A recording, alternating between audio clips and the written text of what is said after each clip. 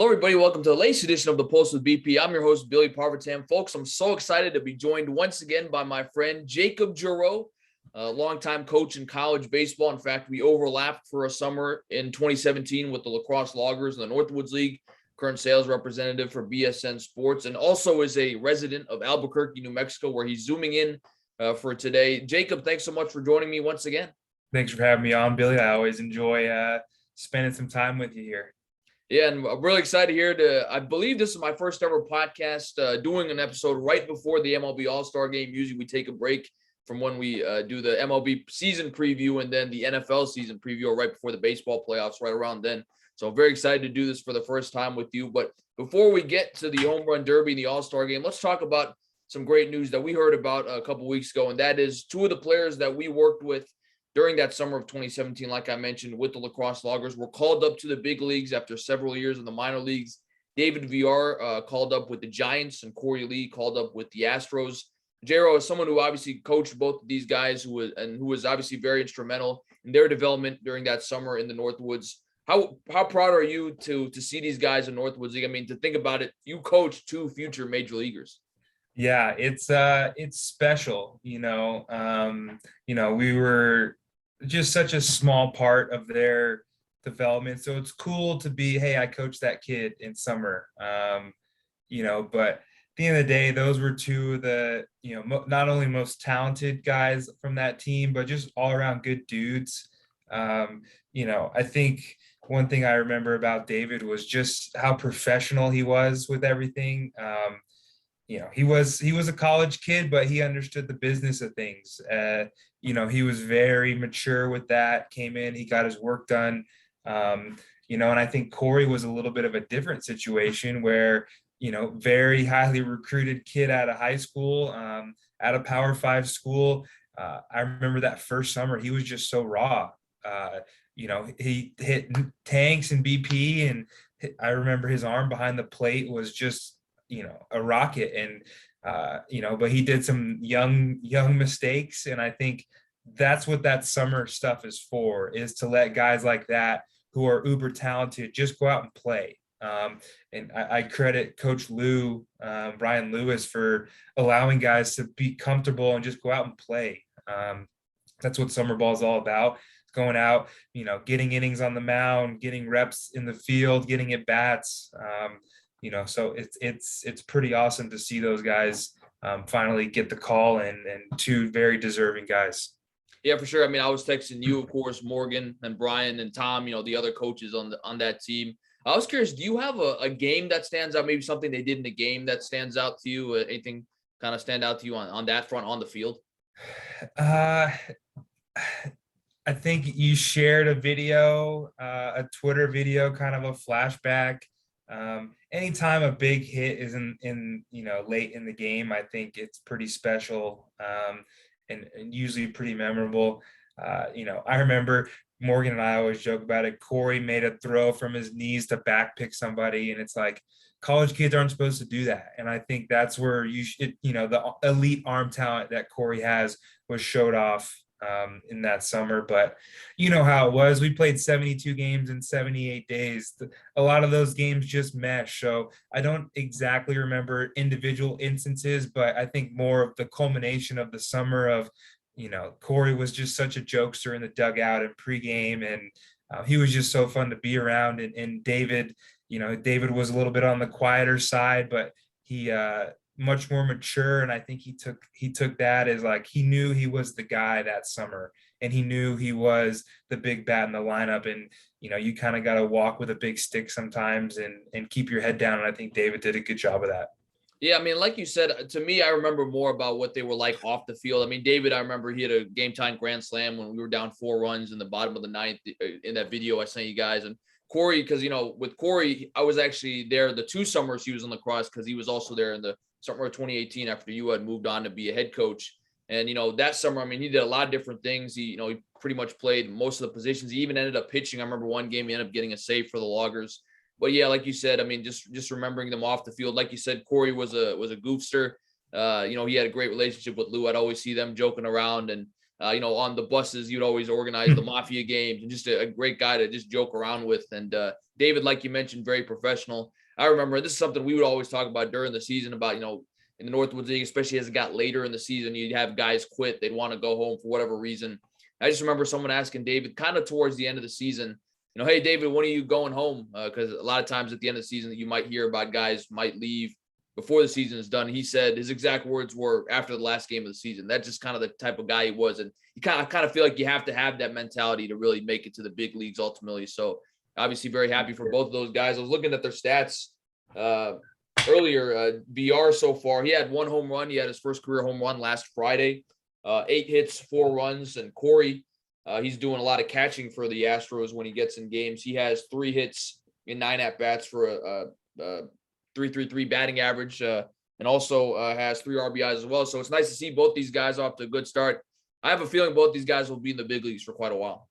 Yeah, it's funny. I texted you guys the Tuesday before Korey got called up. I saw him in AAA in Albuquerque playing for the Space Cowboys, their AAA affiliate. He was leading off, DHing. Didn't get a chance to say hi to him. We showed up a little late and left a little early, but still the same swing I remembered. David was actually in Albuquerque earlier in the year, and I was actually out of town at a wedding. So I wasn't able to see David, but it would have been cool to see him. I shot David a DM on Instagram after his first hit he posted, and I said, "Hey man, that would have been way over the cabins at the lumber yard." So he laughed about it, and I just told him congratulations. It's what every kid dreams about. So it's so cool just to see kids that you coached make that jump, and it's something that they're going to remember for the rest of their lives. So to be a part of their growth, and as small of a part as it was, just to be around those guys was such a privilege. Yeah, I also sent David a text as well. So and he responded. So great to hear from him. So not to flex on you a little bit, but how many big leaguers now have you coached that have made to the big leagues? Oh, those 2. We got Luis Gonzalez, who's also one of David's teammates. He was at New Mexico while I was there. He's an awesome guy. He's getting a lot of pitching as a position player late in games. And you guys brought up another one that I keep forgetting. There was a 4th. Griffin Conine. Yeah, Griff is close. Griffin's definitely close. Another guy from that year before, Cesar Salazar. Lars Nootbaar is actually in the big leagues with the Cardinals. I play slow pitch with a team here in Albuquerque, and I got a couple diehard Cardinals fans on my team, so they were pretty jazzed when I told them I was around Lars. And I gave them the infamous drop fly ball at the end of the season to eliminate us from the playoffs. That Lars usually catches that ball 99% of the time, but I think with a playoff trip and another week and a half in the Northwoods League on the line, I think he made a business decision for the team that no one was really upset about. But it's just so cool to see those guys make it. And, that's 16, 17. I know 18 had a bunch of guys get drafted. It's just so cool to be able to keep up with those guys throughout the years. And you may not talk to them, but you shoot them a DM on social media, like a picture, like a tweet, something. It's pretty cool to be able to say that kind of stuff. Now, I believe you also participated in a home run derby with Griffin Conine, if I'm not mistaken. So we will get to that later in the podcast when we're talking about the home run derby. But let's go right to it, JRow. We're right about at the All-Star break for the MLB season, right about halfway through the season. 80 games or so have been played, and man, it's been just incredible to see how fast the season has gone. I mean, you and I are both all-around sports fans, so you really feel like you start really focusing on baseball after the NBA Finals starts, so then you're already kind of at June, and here we are in July, right at the All-Star game. But what I want to do now is kind of go through each of our teams. So what we'll do is we'll just list off our teams really quick, who we predicted would make the playoffs, and then kind of talk about how our picks have stacked up against what's currently happening as the games have played. So let's go with the AL first, JRow. Just list off real quick who you had winning your division teams, and then who were your wildcard picks before the season started. For the AL, I went with the Rays, the White Sox, and the Astros, and then Blue Jays, Red Sox, and Mariners getting the wild card bids. Not the greatest picks by myself, but we've talked about this in the past, so I'm sure we'll talk about it here in a couple minutes. Yeah, and for me, I had the Red Sox winning the East, the White Sox winning the Central, the Astros winning the West, and my wild card teams were the Rays, Blue Jays, and Yankees. So I think most of those teams, I think pretty much all of those teams are either leading their division or are still in the playoff mix. So that's interesting to see. Let's go to the NL with who are your picks to win the division and make the wild card? I went with the Braves, the Cardinals, and the Dodgers. And then I went Marlins, Brewers, and Padres. Interesting. So I had the Braves, Brewers, and Dodgers, and the Giants, Mets, and Cardinals. So, we had about the same group of teams. We didn't really have too many differences. So if you look at where the standings are right now in the AL East, the Yankees are leading by 14 games. So I think barring a major collapse, they will make the playoffs. You're a Yankees fan. You didn't even have the Yankees make the playoffs. We texted about that. I did the ultimate reverse jinx, and I predicted the Yankees to finish in 4th, and now they are 15 games up on the dreaded Red Sox. So if I will take a lot of that success from the Yankees this year by reverse jinxing them. Sure. And then the Central, we have the Twins leading the Guardians and the White Sox. They're leading the Guardians by 4.5 and the White Sox by 5. So, still very possible that you could see some shuffling in that division. In the West, the Astros lead by 11 games. So I think barring a major collapse, they're going to end up winning that division. And then currently for the wild card, it's actually pretty incredible. First of all, we have all 5 AL East teams in the playoff mix, including the Orioles, who I don't think anyone expected before the season would be the case. But currently you've got Tampa, Boston, Seattle, and Toronto are basically tied for the wild card. And you also have the Orioles, who are 2 games back, the Guardians 3 games back, White Sox 3.5 games back, Rangers 4.5 games back. And those are kind of the teams you would say are in the mix. So far, kind of what are your big picture storylines in the AL? What have you liked so far from what you've seen? I mean, I think I'll skip the obvious answer of my Yankees, but I think the disappointment of the White Sox this year.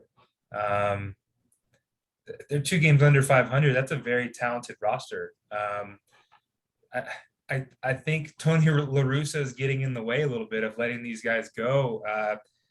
I just see on Twitter, John Boy and all the Instagram just roasting him, just the decisions. I mean, it doesn't make sense. You got a really talented roster. There's no reason why they should be playing like how they're playing. I know Eloy Jimenez is just coming back and he's been out for the last 2 or 3 months, but that's probably the biggest disappointment. But I think the big thing is double dipping in the AL and the NL is the New York teams. The Yankees, I think everyone knew we would be competitive, but to be 14 up on the Red Sox is incredible. And the Mets, you made Billy's hot take. You said they were going to the World Series, and you are looking like a genius right now. They are playing some really good baseball without 2 of their better pitchers for the majority of the year. Obviously, DeGrom has been out the whole year. Scherzer has pitched a little hurt. He just came back this last week. So it's pretty incredible. And it shows, Buck Showalter is a great manager. He's letting the guys play. He's fighting for his guys. He's almost doing the complete opposite of what La Russa is doing. And I think they're both similar rosters and you get 2 different results for it. We'll see how the Mets finish down the stretch, see if they met themselves. I know the Braves are coming on strong. They're playing really well. So the Phillies are playing well too. So that'll be a very fun division to watch down the stretch as you get into the late August, early September part of the season. Yeah, if you look at the standings as they are right now, the Mets are leading the Braves by 2.5 games. The Brewers leading the Cardinals by 2 games in the Central. Dodgers are leading in their division, the NL West, by 8.5 games. So again, barring a collapse, I think they're a pretty safe bet to win that division. In the wild card scenario right now for the NL, you've got the Braves, Padres, and Cardinals. The Giants and Phillies are back 1 game. The Marlins are back 3.5 games. I agree with you. I mean, the big storyline for me is, can the Yankees finally make it back to the World Series for the first time since 2009? I think if I'm not mistaken, the 2010s were the only decade that they did not actually make the World Series. Now they've gone stretches before where they haven't won, but I believe even in the 80s when they, kind of had a down stretch, they did make a World Series in 81 against the Dodgers. So, the last decade was the first time in really forever that they haven't made a World Series. Can they make it back to the Fall Classic? I think is the big key. And also, JRow, I was curious to get your take on, some of these veteran managers that had been really well respected in the game fired mid-season. I mean, you had Joe Girardi fired by the Phillies. And it seems like it's been doing the trick because they're playing a lot better baseball, though Bryce Harper will be out maybe potentially for the entire season. You've got Joe Madden, who was maybe universally recognized as a top 2 manager before he took that Angels job. He was let go. Even if you look at the Blue Jays, I mean, Charlie Montoyo, I mean, he was let go, and the Blue Jays are really right in the middle of the playoff race right now. So it's kind of interesting to see, these really credible managers being let go mid-season amidst, long losing streaks. And I think it actually kind of shows you how good Buck Showalter is, because you look at even like a guy like Tony La Russa, like you mentioned, a lot of people are saying he's not being able to adapt to today's game, but a guy like Buck Showalter, who the Phillies thought about hiring, who the Angels thought about hiring, well, they went with other guys. Those guys are fired, and Buck Showalter is a front runner for the NL Manager of the Year award as it stands right now. Yeah, the Montoya firing yesterday really, I mean, I get they're in 4th place, but you're also in the most competitive division in baseball.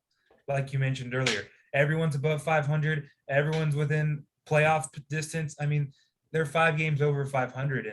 And I mean, take out the Yankees out of the AL East. They're a half game back of the Rays. What the Yankees are doing is incredible. That the month of June and the month of May that they had was, it doesn't happen every year. It's a once a decade, once every 20 years kind of stretch that the Yankees went on to lose 8 games in a 6-week stretch. That doesn't happen in modern baseball. It's, so to fire a guy like that in the middle of the season raises some questions. Were they even confident in him to begin with at the beginning of the season? But to be up 5 games above 500 and to be fired, that's a very quick string. But as you said, the younger managers are starting to kind of take over and kind of understand who their guys are, and you have to adapt in this world. So that's the name of the game these days in the game. And obviously, I mean, you've seen the resurgence of the Orioles, being from the DC area. I know a lot of people are Orioles fans. This one tweet I saw that I thought was just fascinating. The Orioles right now are 45-44. In 2021, they were 44-93. So, I mean, it shows you kind of the long strides that they've made. And obviously, you've got to give credit to Brandon Hyde for the great job he's done managing the Orioles this season. I'm curious, can you remind me who your MVP picks and your Cy Young picks were?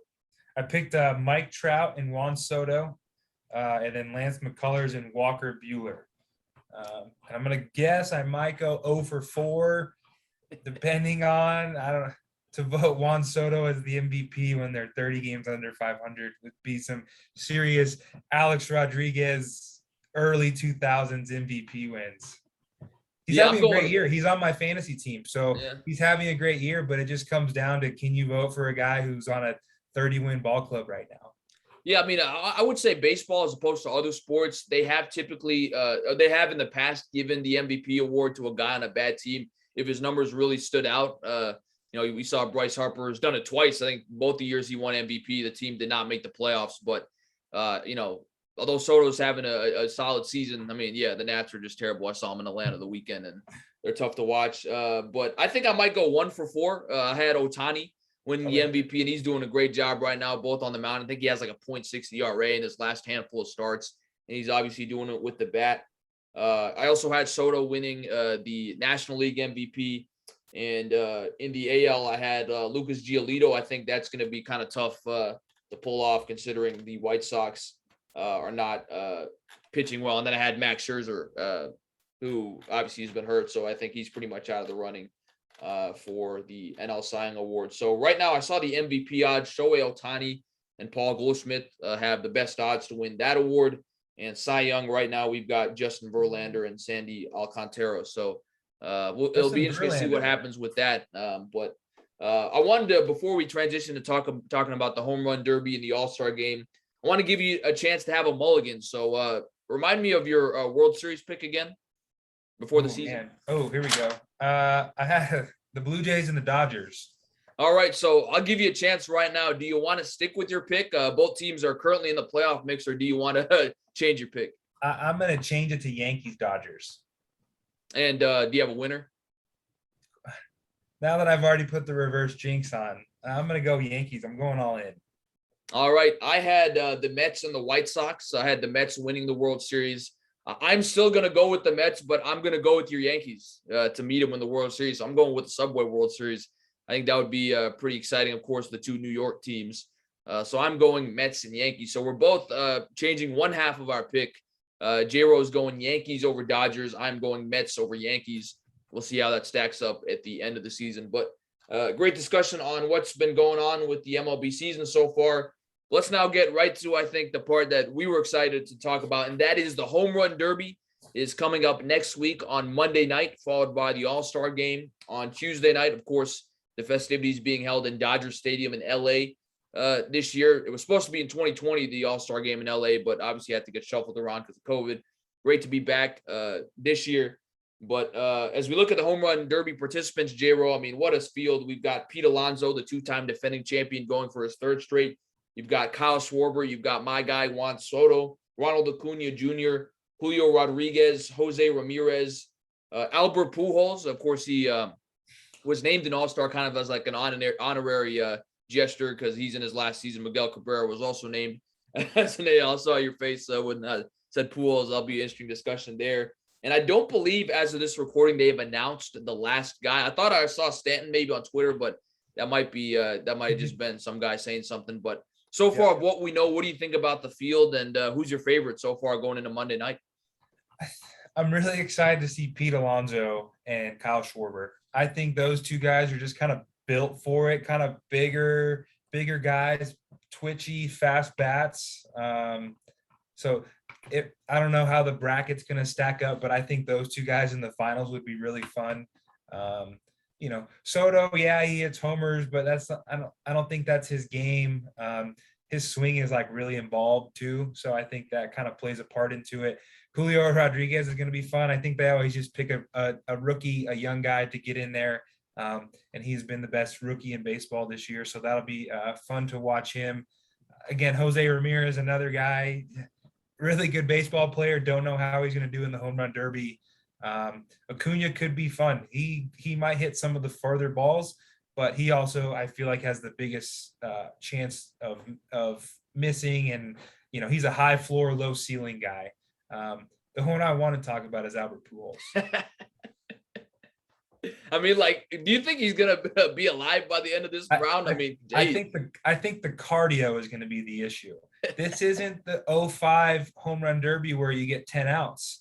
I think this all changes with the timing part of things. Of you got to get as many swings off as you can in that 3, 4, 5, whatever the time limit is. I'm worried for poor Albert. He needs to buy some extra timeouts or something. I don't know that he's going to be able to go for more than a minute at a time. Obviously, it's great. He's one of the greatest, 15 baseball players of all time. So it'll be cool to kind of see him out in his last season.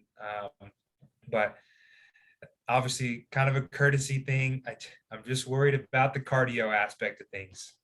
Yeah, I agree. And I actually think, because you were talking about it, when Albert Pujols last participated, I believe in 2009 when the All-Star game was in St. Louis, that was still the format of you had basically 10 outs, to hit as many home runs. Now I really like the fact that they've added the time. I think that's just made the Derby more exciting. They've added some new rules about, in terms of how many feet you hit it, you might get some bonus time. So I think that's just made the Derby even more exciting. It's really, I think, made it the premier event, especially since the All-Star game is just an exhibition game now. They took out the home field advantage. So Home Run Derby really is kind of the premier event of the MLB All-Star festivities. One stat I really loved seeing was, I believe it was Julio Rodriguez was 3 months old when Albert Pujols made his debut. And now, 20 plus years later, they're facing off against each other in the Home Run Derby. I wanted to ask you, as a Yankees fan, obviously there was a talk, allegedly Stanton might be participating. I guess we'll find out officially who the last person is here relatively soon in the next couple of days. But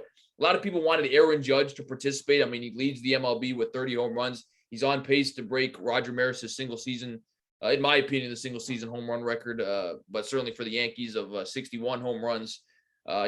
People thought, man, it would be great. Dodger Stadium, Hollywood. I mean, just made for Hollywood type of event. But he declined to participate. He's already participated before and won. But what are your thoughts on that? Would you like to have seen him participate, or are you understanding of like, hey, if he doesn't want to participate, it's not the biggest deal in the world? Yeah, no, I understand. When you're playing really well like they are, I really wouldn't want to mess with anything. I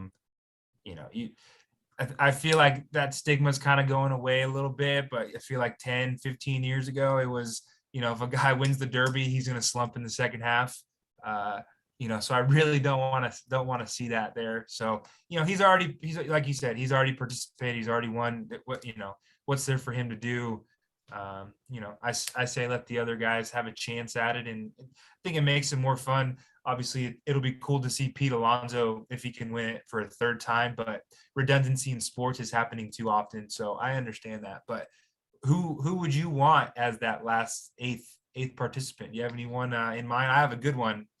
I think would be a pretty cool thing. But you got anyone in mind you'd like to see? I'd like to see Giancarlo Stanton. I mean, one of the Yankee sluggers. If Judge isn't going to do it, it'd be great to see Stanton do it. I know he's participated before, so I'd go Stanton. Is there a guy you really like to see? One guy I think throw a wrench into the whole deal, and I don't know if you have to be an all-star to be in the Derby, but I think seeing Austin Riley in the Home Run Derby, who was snubbed from the All-Star game.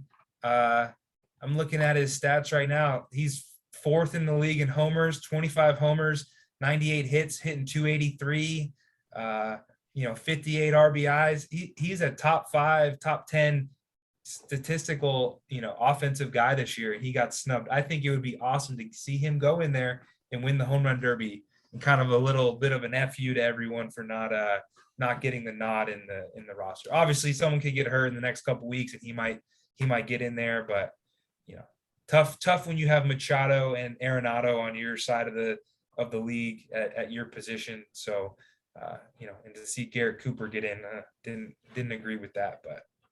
Yeah, I agree with you. Austin Riley would be a great pick. I mean, the game I was at in Atlanta this weekend, he hit a home run against the Nats, and a couple home runs in that series. So I know he's killed Nats pitching. I was curious. You just mentioned it. Now, in the past, there was kind of this belief of like a home run derby curse, where people say it messes up your swing because your main goal is to hit home runs, and obviously in a game that may not always be the case.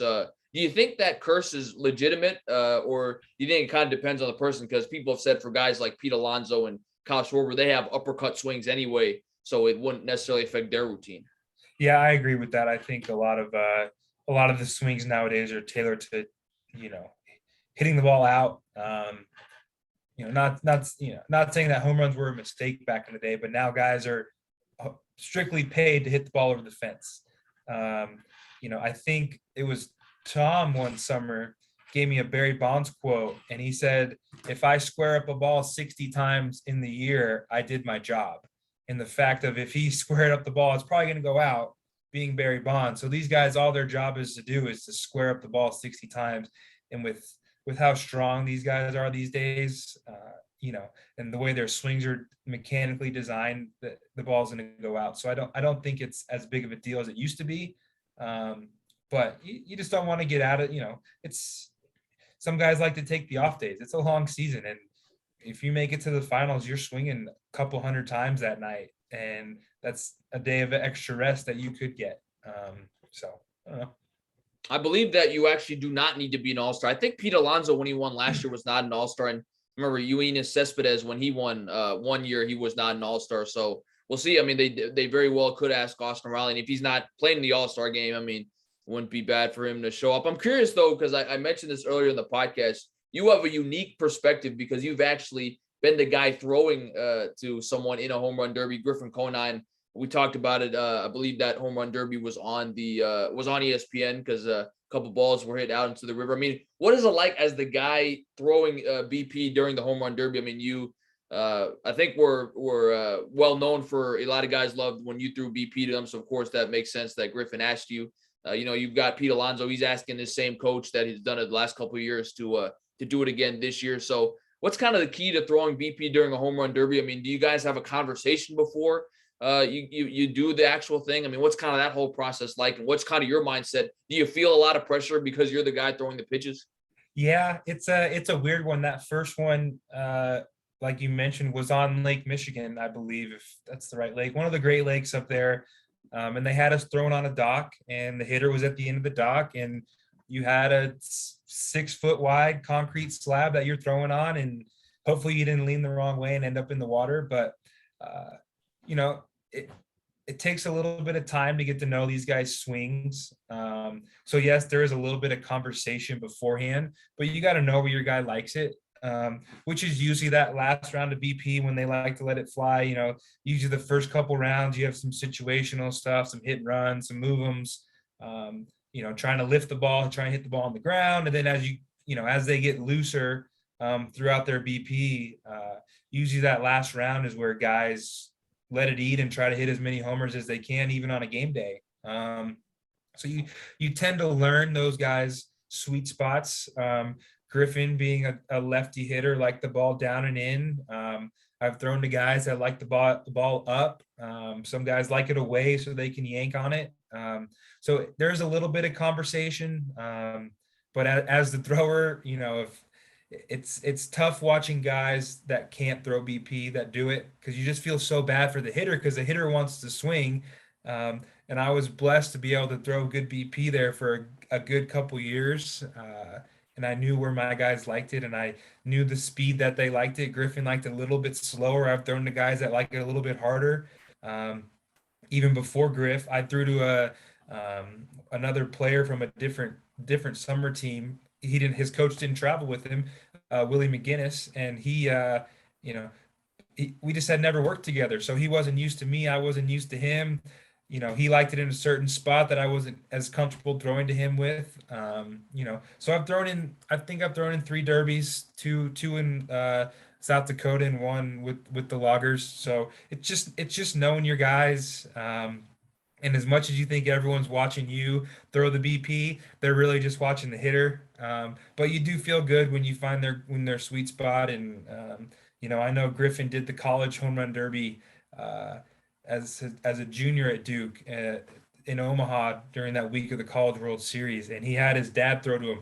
Obviously, Mr. Marlin, a legend as a baseball player, Jeff Conine, and I had to give him a little bit of flack because he did not do as good as a job as I did throwing in BP, and I don't know that Griff even hit any homers.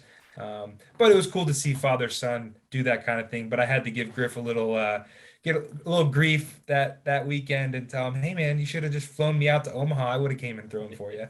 So where did those 2 guys finish when the 2 years you did it, the couple times you did it, or the 3 times you've done it? I know Griff didn't win. I threw to a kid in South Dakota who ended up winning, so that was cool. Hunter Kep out of North Dakota State. Big, strong, powerful guy. So that was a fun one. That was a unique home run derby because both left field and right field were like 380 feet. So much further than normal, and anything in the gaps was over 400 feet. So we ended up having to modify the derby, and we moved the hitters up a little bit to give them a chance. But it was cool to be a part of that, and they thank you and all that stuff. But it's cool to see them succeed like that.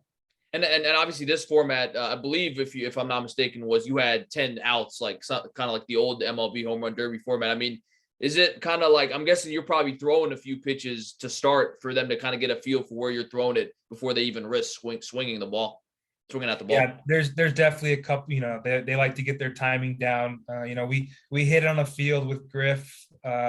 Hit at I believe it was the Woodchucks field beforehand, so we were able to kind of warm up earlier, but then you're just kind of standing around. He was in like 10th or 11th to go that day out of the 20 teams. So, he's a lot of sitting around. So yeah, you got to take a little bit, but, I did another one, and it was, a timed format. So it was like, hey, we got to get off as many swings as we can. So just pray that it's there the first couple pitches. But, once I get into that groove, they're usually in the same area in the zone. So it's just the guys getting their timing right and squaring them up. So let's put your money where your mouth is. Who you picking? If you had to pick one guy to win this derby, obviously we don't know how the bracket's going to form. So it's possible you may end up facing a guy that maybe in other years you see the finals earlier because of the bracket. But who do you have winning if you had to put your money on one guy? I'm probably going to go with Pete Alonso. I mean, you don't want to bet against the three-peat. I'm really excited to see him and see how far he can hit it out at Dodger Stadium. I think it was Stan when he was with the Marlins in a game, hit went over the bleacher cover and left. So I'm very excited to see those guys, see if they can hit him out of the stadium. So I'm going to go with Pete Alonso. I'm going for a hot take. I'm going with Juan Soto to win the home run derby. I know it's kind of a little bit of under the radar pick, but hey, people forget last year he upset Shohei Ohtani when people were like, "Oh, Ohtani's gonna, go deep and potentially win the derby." So, I think if you look at guys like Schwarber and Alonso, they're gonna have a lot of pressure on them. Maybe it might open the door for Juan Soto or some of these younger guys like a Ramirez to potentially do well. So I'm going to Juan Soto, the dark horse pick, to win the home run derby. You didn't seem to be too jacked about that pick, so you might. I'm getting the sense that you might kind of like that pick. I don't hate it. He's got a really good swing. It's he's had experience. I think that's another big thing is these guys that have done it before tend to do much better. So we'll see. It'll be exciting. Yeah, like I said, the home run derby really seems like now it's kind of taken over as the premier event of the MLB All-Star break. But let's transition to the All-Star game itself, JRow. I mean, I was thinking about this when I was prepping for this podcast.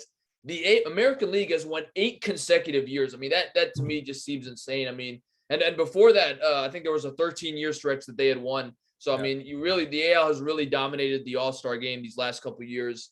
Well, really this last decade, I should say. But the first question I wanted to ask you is, do you think the game is better off without home field advantage? I mean, people used to talk about, man, that really made the MLB All-Star game special, that accounted for something at the end of the season when the winner of that game would end up getting or the league that won that game would get home field advantage in the World Series. Because actually, if you look at, even though the AL has won 8 consecutive games, and of course some of those were not when the home field advantage was still a rule, but the NL has still, I think, since in that streak, won the majority of the World Series, especially the last 3 years. So what do you think? Do you think the game is better off without home field advantage deciding it?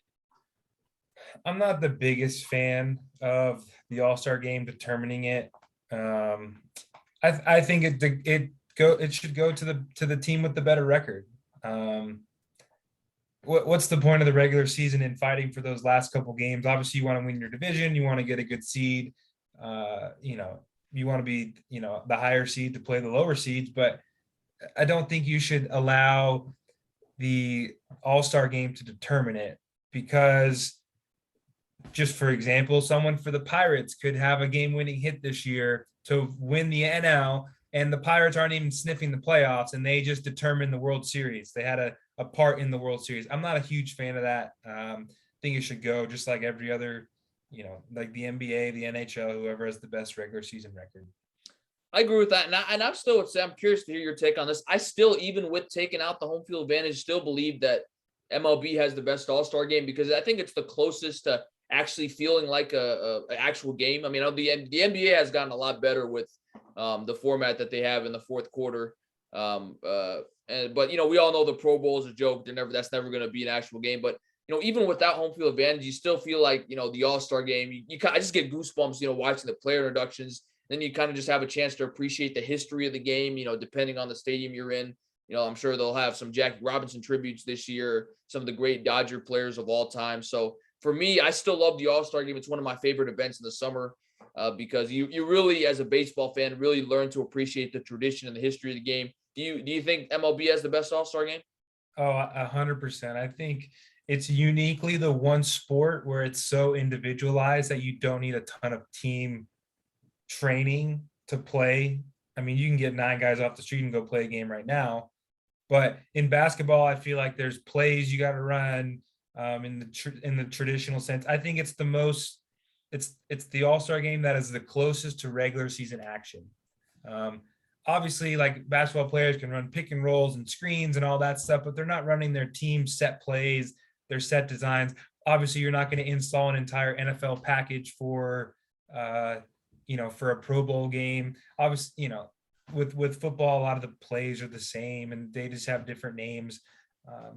Hockey, I think, is just so physical, kind of like the NFL, where now the guys aren't willing to really take that risk as much. I remember the hockey All-Star games used to be fun because they were physical and they were playing, and now it's like we're scoring double-digit goals in these games. So I think some of these sports could do something a little bit different since they aren't as competitive.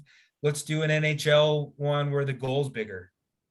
Let's do a basketball one where the rim's short. It's at 9 feet instead of 10. And then one quarter, you raise it to 11 feet and you just kind of vary it. I think the NFL Pro Bowl needs to go. I just think with the concussions and injuries, there's no one watches it. It's after, it's that week before the Super Bowl. No one truly cares about it. And anyone that's worth a damn is playing in the Super Bowl if they're good. You haven't had Brady and Mahomes and all those guys in the Pro Bowl because they're playing the Super Bowl every year. So yeah, I think the MLB is the closest to a regular season game because guys still got to throw, they still got to hit. It's still a very difficult thing to do, but you can do it individualized. Yeah, I couldn't agree with you more than you pretty much summed it up what I was going to say. Here's an interesting question I wanted to ask you because we actually, alluded to it earlier talking about Albert Pujols and, Rob Manfred made a special exception this year to allow Albert Pujols and Miguel Cabrera as kind of all-stars. He added them. And I think that was because of the new bargaining deal allowed him to do that. Albert Pujols, of course, is in his last season. He's a future Hall of Famer. So is Miguel Cabrera, although I don't actually think he's said it's going to be his last season, but I think just because of the circumstances, you were able to bring in one guy from each league. My question is, do you think Rob Manfred should have done that? I mean, do you think these guys should be there? I know obviously this is not the case every year where you have a legend retiring, but you could make the argument there are guys like Austin Riley. I mean, again, I know the Nats are bad, but I think Josh Bell has had a good season. He's a guy because the NL has 4 first basemen, including Pujols. He wasn't able to be selected. I mean, it does still take away from guys that are well-deserving, that are actually having the numbers in the season to back it up. What do you think about that? Do you think those guys should be there, Pujols and Cabrera? I think so. I think I'm not sure if it affects the roster size. I think if you did a +1, they could be the +1s. I think that's great for the game to give those guys an at bat. You do it late in the game. They're facing a closer, someone at the back end. I think that stuff's awesome to be able to recognize those guys like that. So I think that is a pretty, especially because they're hitters and they can get one at bat and you can sub them in, sub them out. They don't have to play defense, and it's, they can still go out there and compete. I was just trying to think of an NBA example. Vince Carter 4 years ago, you couldn't have put him in an NBA All-Star game. He would have stuck out like a sore thumb, but he's one of the legends of the 2000s as an NBA player. But that's the only other way that I think you could do it. So you're fine with it, even though it does kind of take away from guys who are probably still deserving to make it. For sure. I think as long as you can do a +1 on the roster, but I think all these guys get in there anyways. I think the only time we won't see it is maybe pitchers. Older pitchers probably don't want to go out there and throw a couple innings. I know pitchers already don't love pitching in the All-Star game because it messes with their routine and gets them out of their funk. So I think for the hitter's standpoint, it's a pretty cool gesture.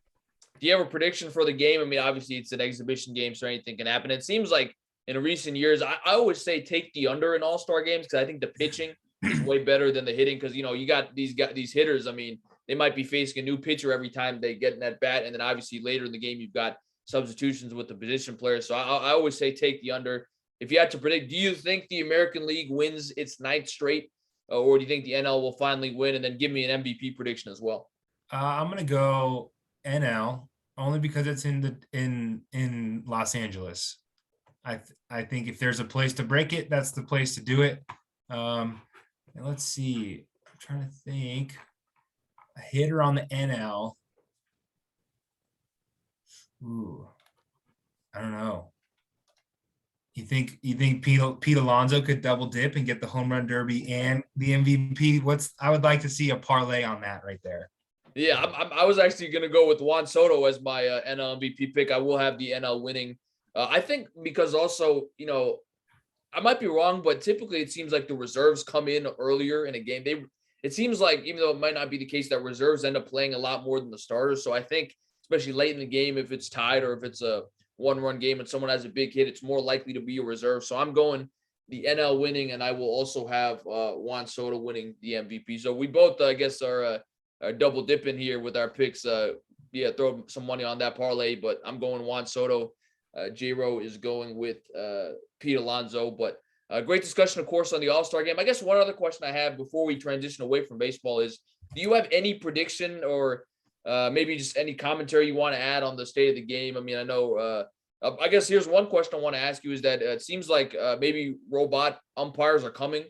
I was reading an article recently where I think they've already kind of experimented with this in the minor leagues. And it actually wasn't as bad as I initially thought, in the sense that what they're going to do, they're still going to have the home plate umpire behind home plate, but they're going to basically kind of have a robot calling balls and strikes. And then the umpire will relay the strike and ball sign based on what the robot says. But of course, you'll still have the home plate umpire to make, safe calls at home and calls on the field like that. So what are your thoughts on that potential rule coming to the game?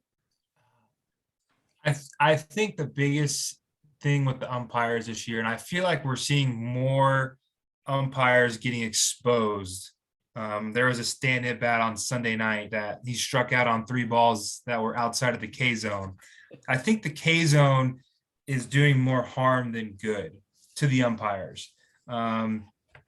Obviously, I think left to right is pretty straightforward with balls and strikes. I think the up and down is the question, because that is a judgment. It is depending on where the guy's knees is, where you determine the top of the strike zone. It just seems like this year umpires are worse based on the side to side stuff, which that could be something coming from the MLB of, hey, we're going to expand the strike zone a little bit on each side of the plate. That's what it almost seems like to me. Is this is universal. This was called in. Hey, we're going to call it 1 ball on each side of the plate as a strike, because there's just a ton of calls getting missed. So I think they're trying to spin things in the pitcher's favor, which not sure why, when offense is what drives fans and brings in people and gets people excited about the game. So I think the robot umpire thing could work. But again, who's determining what that K zone is? I think it's just going to change the way that things are done. And it's all sports now. Everything is reviewed. NBA, the last 2 minutes, if a ball touches a guy, we're going to sit there for 2 minutes. The NFL's the worst. I mean, everything's, even hockey, the toughest, manliest sport. Watching the Stanley Cup finals, there's reviews and everything. And I think that's just the way kind of sports are going these days, is everything's got to be scrutinized. And with social media and good TVs and cameras and HD and Zoom, the common fan is just going to question everything. So they're just, the referees are there and the umpires are there, but they're just kind of, placeholders at this point. Yeah, there are a couple of Twitter accounts that grade umpires, give them a report card, and those have been good to follow to see how, badly or how well an umpire is calling a game.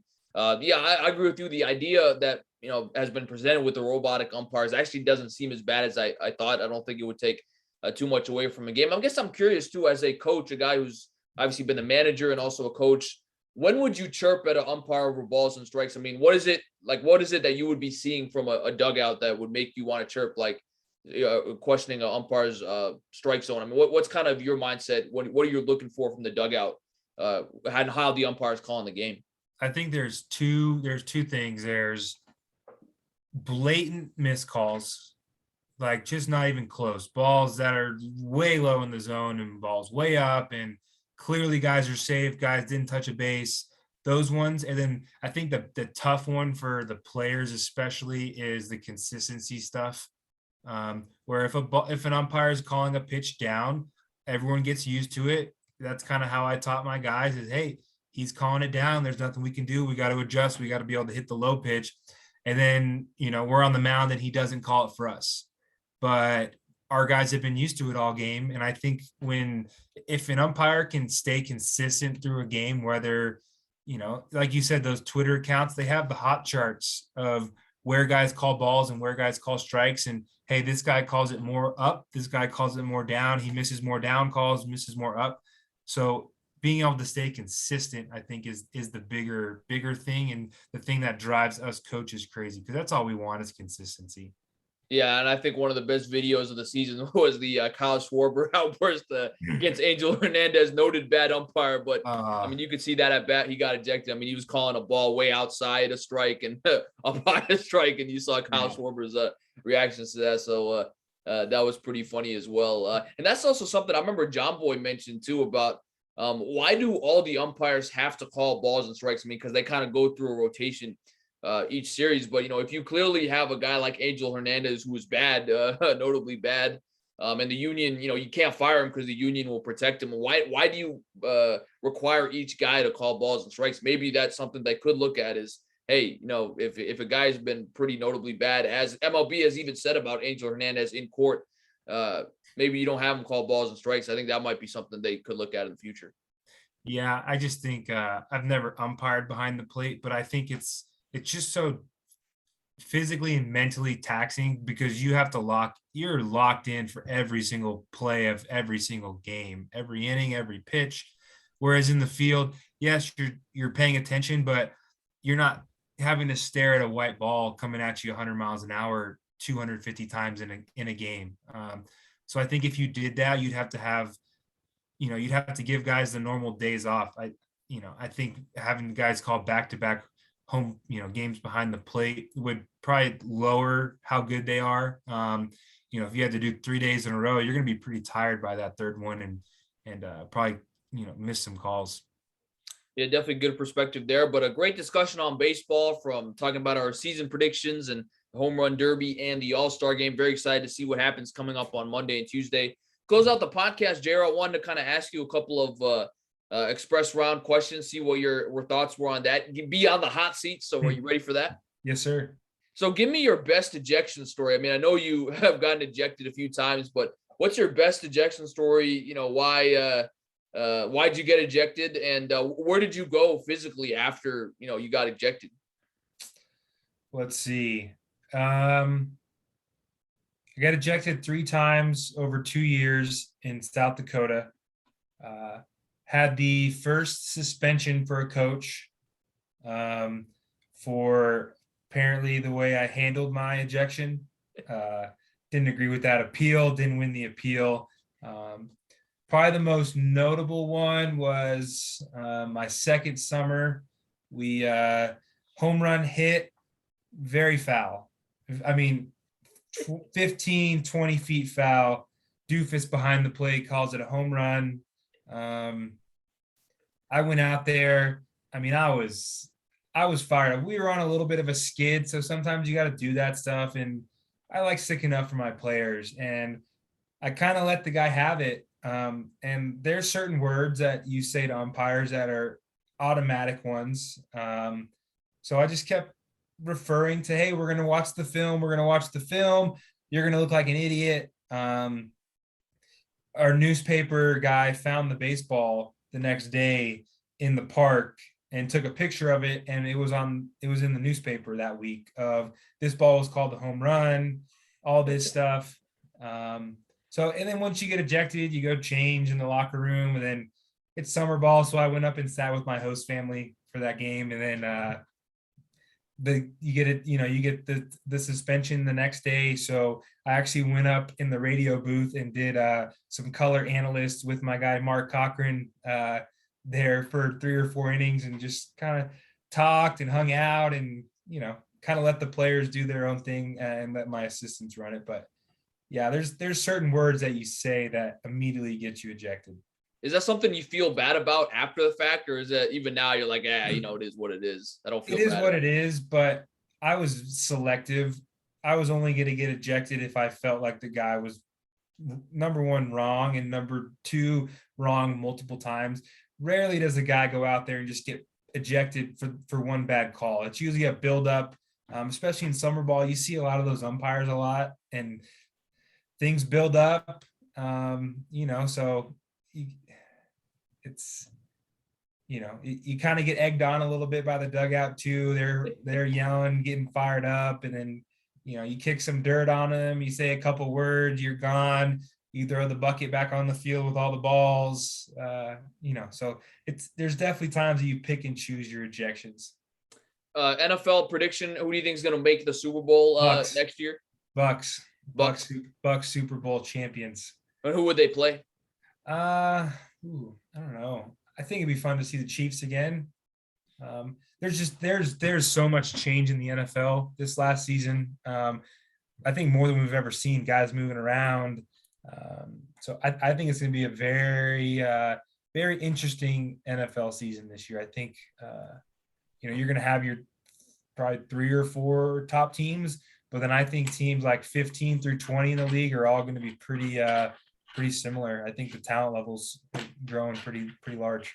Yeah, especially the 2 West divisions. I mean, they're just going to be insanely stacked for the most part. I'm going with you. I'm going the Bills and the Bucks, and I'm going with the Bills winning. I think it'd be great to see a new guy like Josh Allen win. I mean, I'm sure you at least saw highlights of the match with Brady and Rodgers and Mahomes and Allen, and they were all talking trash to Allen about how he was the only guy that didn't have a Super Bowl ring. So I'm going for right now. I'm going Bills over Bucks. Obviously, subject to change potentially as we get closer to the season.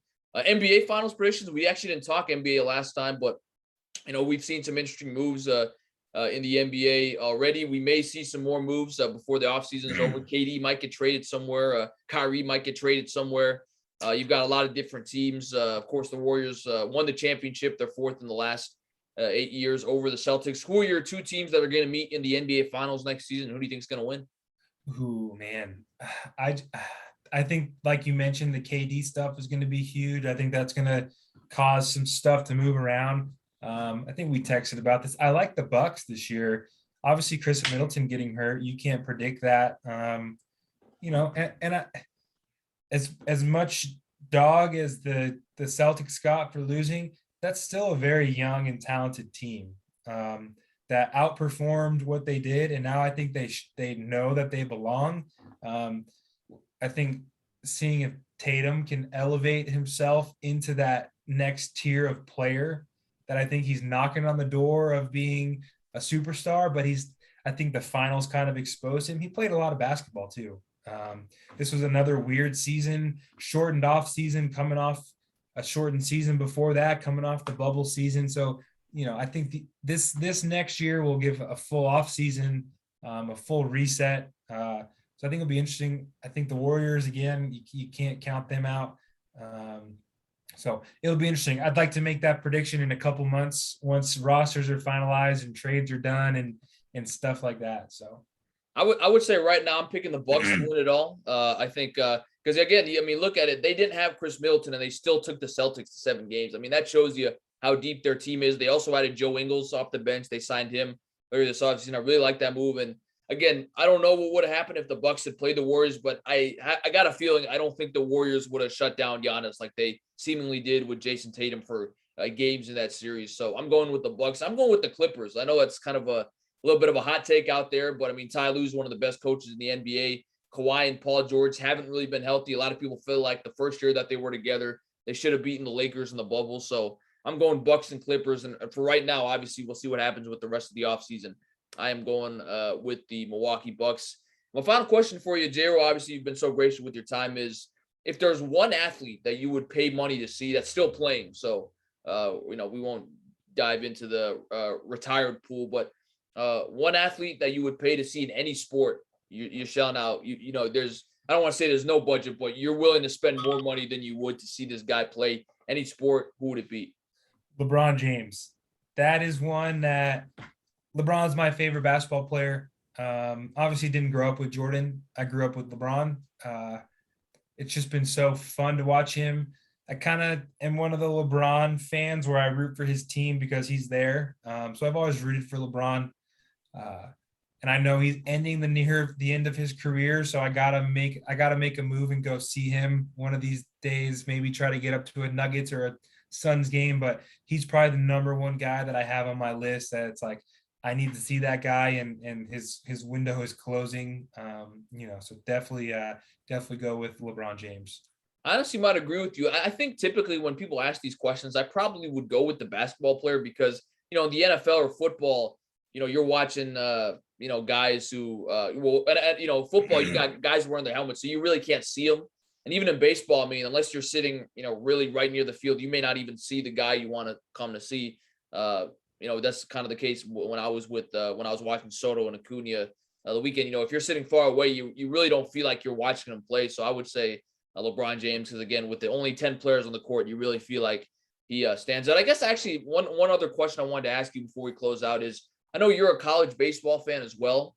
I am, I'll watch during the College World Series, but I mean, unless like Virginia Tech is good, like they were this year, I'm really not following it as closely. Is there anything college baseball can do to sort of, increase its popularity? I mean, because you really feel like of all the sports, baseball is clearly, when you compare it to its collegiate counterpart, still way popular in the MLB portion of it as opposed to college. I mean, NFL is obviously more popular than college football, but college football still has a rabid fan base. College basketball, you would argue maybe it's just a lot of people more popular than the NBA, especially when it comes to March Madness. But do you think there's anything college baseball can do to really increase the popularity, or it's kind of the mindset, look, you've got these certain states or certain schools like a Texas or some of these other schools where there's a lot of good college baseball talent. You think it's probably just going to be concentrated in there for a while?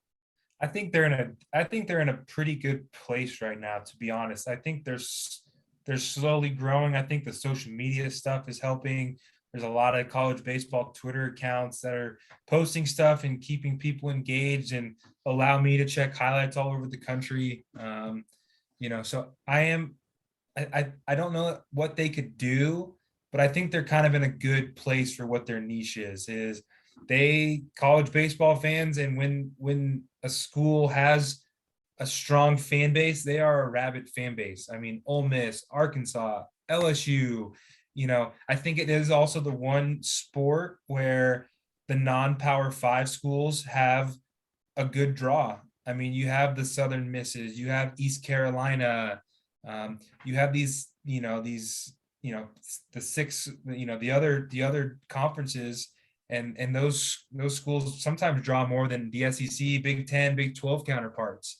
So I know we didn't get to talk about it, but I think the college alignment is going to change a lot of things with that moving forward.